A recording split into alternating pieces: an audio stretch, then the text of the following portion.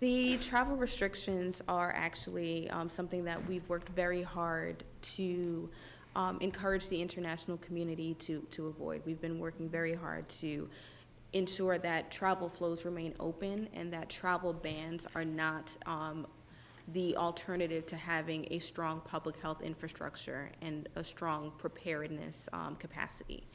And the reason for that is that, exactly as you said, it's about moving healthcare workers, it's about being able to get goods and services into the region, and it's also about stigma.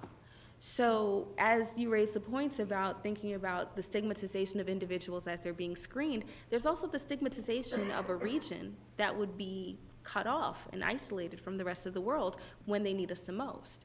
So for us, it's been, how do we actually do the key pieces of prevent, detect, and respond? How do we ramp up screening measures? How do we take that 6% that was going to other airports and funnel them to the 5 airports where they need to be so that we can do the adequate screening as opposed to cutting off a region of the world that we're working to assist? There's also a really important piece to consider around the cost of the response. This is a very expensive logistical undertaking. It gets much more expensive if commercial airflows are cut off, because in order to move healthcare workers, in order to move goods, then we no longer have commercial options at our disposal. So there is also a pragmatic consideration around the cost of the response, and cutting off airflows, commercial airflows, would dramatically increase the cost of the response as well. I would also add, regarding the 2 cases you mentioned, Shady Grove and Howard, that happened, I believe, right after the gentleman in Dallas was first diagnosed.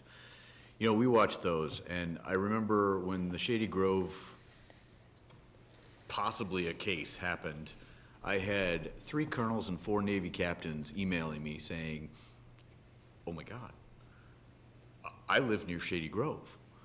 And these are people who should know better. And the fear has been rampant. And I just try and say repeatedly, use your head.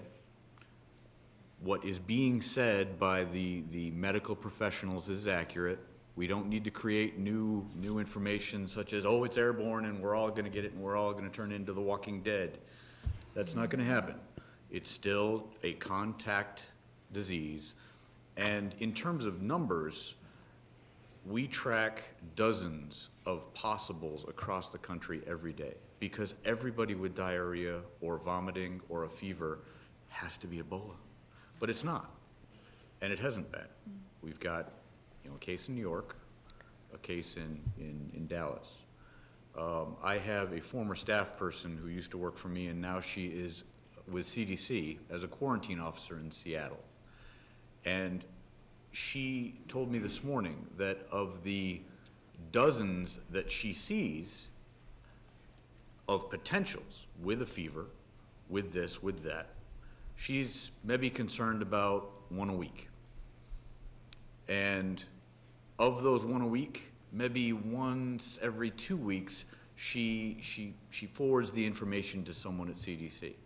So even though the numbers are there because the symptoms are so common, the numbers of cases or potential cases really aren't there.